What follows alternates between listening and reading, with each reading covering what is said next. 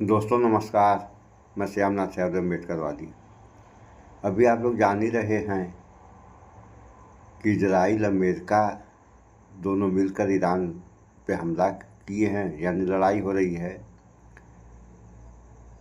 और अब तो सीज़ फायर हो गया है ट्रंप के मुताबिक। उसके बाद भी इजराइल लेबनान पे हमला जारी रखा हुआ है। इस बारे में ईरान के विदेश मंत्री अब्बास अरागची ने कहा, दुनिया लेबनान में हो रहे जनसंहार को देख रही है। अब गेंद अमेरिका के पाले में है और पूरी दुनिया की नज़र इस बात पर है कि क्या वह अपने वादों और प्रतिबद्धताओं पर अमल करता है। ईरान अमेरिका युद्ध विराम की शर्तें बिल्कुल साफ और स्पष्ट हैं। अब अमेरिका को फैसला करना होगा, या तो युद्ध विराम या फिर इजराइल के जरिए जंग। दोनों साथ नहीं चल सकते। अब्बास अरागची ईरान के विदेश मंत्री ये हैं। देखिए आप लोग, देख लिया आप लोगों ने। अब ये जो कह रहे हैं ये सही कह रहे हैं कि अगर सीज़ फायर हो गया तो पूर्णतः सीज़ फायर होना चाहिए। ऐसा थोड़ी है कि कहने को सीज़ फायर हो गया, अमेरिका नहीं कुछ बोल रहा है और इजराइल जो है दे दनादन गोले ही बरसा रहा है, इसको सीज़ फायर कहा जाएगा। एक बात और कि इस लड़ाई में पाकिस्तान की भूमिका जो भी रही, जैसी भी रही, वह सराहनीय रही। लेकिन कहने को तो विश्वगुरु डिजिटल इंडिया हो ही गया है। इनकी क्या भूमिका थी इस लड़ाई में, ये तो आप लोगों के सामने है। जबकि ये चाहे होते तो सीज़ फायर पहले ही करा दिए होते, क्योंकि अमेरिका, अगर आप लोगों ने समाचारों में सुना पहले कि माय फ्रेंड ट्रम्प, तो ट्रम्प भी फ्रेंड यानी दोस्त, और इजराइल यानी नेतन्याहू को तो पूछना ही नहीं है, नेतन्याहू तो दोस्त है ही है। तो ये दोनों दोस्त हैं। इसके बाद भी अब आइए ईरान पे, तो ईरान भी भारत का परम मित्र है। अब जो नहीं समझ पा रहे हैं तो उनकी तो बात अलग है, लेकिन ये पूरी सरकार क्या पूरा देश जानता है कि ईरान भारत का परम मित्र है। इतने के बाद भी अगर भारत सीज़ फायर न करा पाया तो बहुत ही, अब इसको क्या कहा जाए, आप लोग ही समझ जाइए। इस पर अब हम थोड़ा सा एक वीडियो थोड़ा सा दिखाएंगे कि जब सीज़ फायर हो गया ट्रंप के द्वारा तो ईरान में खुशियां मनाई गई और अमेरिका में ट्रंप का काफ़ी विरोध हुआ। तो इस बारे में हम 2-3 वीडियो छोटी दिखाएंगे। सो आप लोग पहले इसको देखिए कि ईरान अमेरिका में जो है बहुत बेइज्जती। देखिए जंग का हासिल क्या है, अमेरिका को क्या मिला, ईरान को क्या मिला, इस वीडियो के जरिए समझने की कोशिश करेंगे। आखिर तक इस वीडियो को जरूर देखिएगा। ट्रंप की तरफ से सीज फायर के ऐलान के बाद से ईरान में जश्न का माहौल है। अमेरिका को अपनी शर्तों के सामने झुकाने के जज्बे का सेलिब्रेशन है और अमेरिका में ट्रंप के झुकने का माहौल है। ट्रंप की फजीयत हो रही है। ईरान में लोग इस सीज फायर को अपनी जीत की तरह देख रहे हैं। सड़कों पर रात भर लोग अमेरिका से आने वाले बम और बारूद का इंतजार करते रहे और अभी भी ईरान के झंडे लेकर ईरान के शहरों में हजारों लोग जश्न मना रहे हैं। ईरानी मीडिया ट्रंप के कार्टून बनाकर इस सीज फायर में उनकी हार बता रहा है और अमेरिकी मीडिया ट्रंप की बखिया उधेड़ रहा है। CNN और NYT जैसे अमेरिकी मीडिया संस्थान भी ट्रंप के अहंकार को पलीता लगाने वाली रिपोर्ट छाप रहे हैं। ईरान की शर्तों पर हुए सीज फायर को दुनिया भर का विदेशी मीडिया ट्रंप की हार घोषित कर रहा है। इस सीज फायर से ट्रंप खुद अपनी पीठ चाहे जितनी थपथपा ले, उनकी हर तरफ थू थू हो रही है। उनकी सनक के शिकस्त की कहानियां लिखी जा रही है। अमेरिका को जिस दुनिया का सुपर पावर माना जाता रहा है, उसी दुनिया के सामने ईरान का इकबाल मजबूत हो गया है। नए वर्ल्ड ऑर्डर में ईरान एक मजबूत देश के तौर पर दुनिया के सामने सिर उठाकर खड़ा हो गया है और अमेरिकी राष्ट्रपति के गुरूर का शिराजा इन 39 दिनों की जंग के बाद बहुत हद तक बिखर गया है।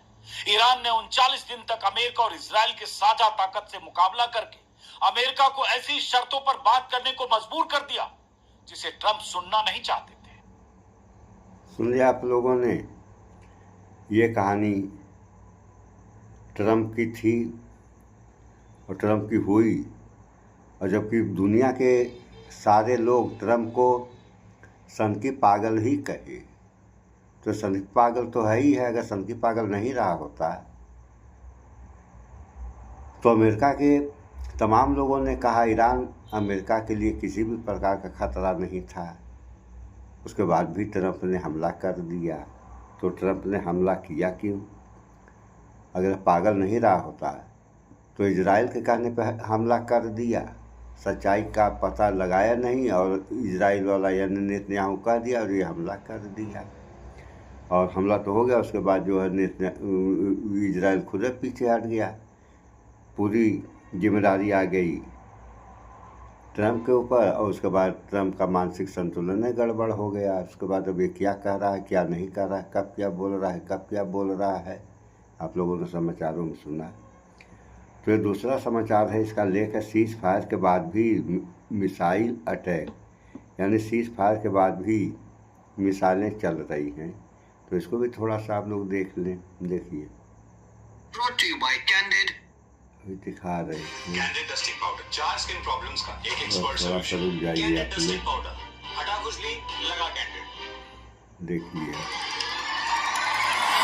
दुनिया की हेडलाइंस कह रही हैं कि सीज फायर हो गया है। ट्रंप साहब ने ट्वीट कर दिया, पाकिस्तान ने मध्यस्थता की बधाई भी ले ली। लेकिन जब पूरी दुनिया इस खबर पर राहत की सांस ले रही थी, तब भी आसमान से मिसाइलें बरस रही थी। CNN की रिपोर्ट के मुताबिक सीज फायर के ऐलान के चंद घंटों के भीतर ही खाड़ी देशों में मिसाइल अलर्ट के सायरन बज उठे। इजराइल की सेना ने दावा किया है कि ईरान की ओर से कई मिसाइलें दागी गई हैं। यानी एक तरफ बातचीत की मेज पर चाय पी जा रही है और दूसरी तरफ खाड़ी के आसमान में इंटरसेप्टर मिसाइलें पटाखों की तरह फूट रही हैं। कतर के रक्षा मंत्रालय का कहना है कि उनके देश ने कई मिसाइल हमलों को नाकाम कर दिया है। वहीं बहरीन अपने नागरिकों को सुरक्षित जगहों पर जाने की सलाह दे रहा है। एक्सपर्ट्स का कहना है कि कागज पर किए गए सीज फायर के वादे जमीन पर सभी लड़ाकू कार्रवाइयों को तुरंत नहीं रोक सकते, खासकर तब जब ऑपरेशनल यूनिट्स को अभी तक कमांड स्ट्रक्चर से औपचारिक आदेश नहीं मिले हैं। यहीं देखिए, ट्रंप के सीज फायर के ऐलान के करीब 2 घंटों के बाद ईरान के सुप्रीम लीडर की ओर से सभी सैन्य यूनिट्स को फायरिंग रोकने के आदेश दिए गए। ईरान के सरकारी न्यूज चैनल IRIB पर पढ़े गए बयान में कहा गया है कि सभी सैन्य शाखाएं सुप्रीम लीडर के निर्देशों का पालन करें और तुरंत फायरिंग बंद करें। हालांकि बयान में यह भी कहा गया है कि ये जंग का अंत नहीं है, बल्कि एक अस्थायी कदम है। इसके बावजूद सभी सैन्य इकाइयों को आदेश का सख्ती से पालन करने के निर्देश दिए गए हैं। यहाँ आपको ये भी बता दें कि डोनाल्ड ट्रंप ने कहा है कि सीज फायर इस शर्त पर है कि ईरान स्ट्रेट ऑफ हॉर्मुज को फिर से खोल दे। उन्होंने ये भी कहा है कि ईरान के साथ लंबे वक्त की शांति और मिडिल ईस्ट में शांति के लिए एक ठोस एग्रीमेंट के तहत बहुत करीब है।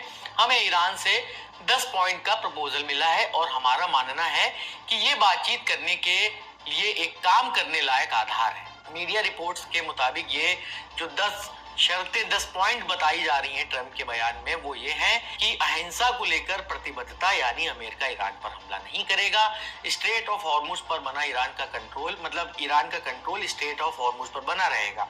ईरान का यूरेनियम वाला काम चलता रहेगा और ईरान पर जो प्रतिबंध लगाए गए हैं उन्हें हटाया जाएगा। 5वीं शर्त भी लगभग वही है कि सेकेंडरी सैंक्शंस भी हटाए जाएं। यूएन सिक्योरिटी काउंसिल के सारे प्रपोजल को खत्म किया जाए। इंटरनेशनल एटॉमिक एनर्जी एजेंसी के बोर्ड और गवर्नेंस के सारे प्रपोजल भी खत्म किए जाएं। युद्ध में ईरान का जो खर्चा हुआ है, अमेरिका उसका मुआवजा दे। ईरान के क्षेत्र से अमेरिकी सेना को हटाया जाए। लेबनान में हिजबुल्लाह पर जो अटैक किए जा रहे हैं उन्हें भी रोका जाए। दूसरी ओर ईरान का भी कहना है कि अगर उसके खिलाफ हमले रोक दिए जाते हैं तो उनकी आर्म फोर्स अपने डिफेंसिव ऑपरेशन को बंद कर देगी। ये भी कहा गया है कि 2 हफ्ते के समय के लिए ईरान की फोर्स के साथ कोऑर्डिनेशन और टेक्निकल कमियों पर ठीक से विचार करके होर्मुज स्ट्रेट से सुरक्षित रास्ता बनाया जा सकेगा। अब सबकी नजर पाकिस्तान में होने वाली मीटिंग पर है। तो सीज़फायर होने के बाद दुनिया में खुशी की लहर दौड़ गई। कल अब होर्मुज खुल गया या खोल दिया जाएगा, तो बात तो सही है, या तो खुल गया नहीं तो खोल दिया जाता है। लेकिन जब इजराइल लेबनान पर हमले कर रहा है तो ईरान होर्मुज खोलेगा कैसे, सवाल इस बात का है। और थोड़ा सा एक वीडियो आप लोग और देख रहे, नहीं रुका इजराइल तो ईरान का बड़ा मिसाइल अटैक। ये है लेख इसका। और तभी ये कहा ना मुश्किल यानी अगर नेतन्याहू ने हमले लेबनान पर नहीं रोके तो फिर से ईरान तेल अवीव पर अटैक शुरू कर दे। सुन लिया आप लोगों ने, बात सही है कि अगर इजराइल अटैक नहीं रोक रहा है तो ईरान मजबूर हो जाएगा इजराइल पे हमला करने के लिए। तो ये सब है, और लड़ाई किसी समस्या का समाधान नहीं होता है। जो भी समस्याएं हैं वो बातचीत के जरिए हल होनी चाहिए। अभी क्या अभी तो लड़ाई हुई है, अभी देखिए आप लोग दुनिया में कितनी बड़ी तबाही मचने वाली है। तरह तरह की बीमारियां होंगी और इंसान बीमारियों से परेशान रहेगा। ये तो आने वाला समय ही बताएगा, अभी क्या कहा जाए इस बारे में।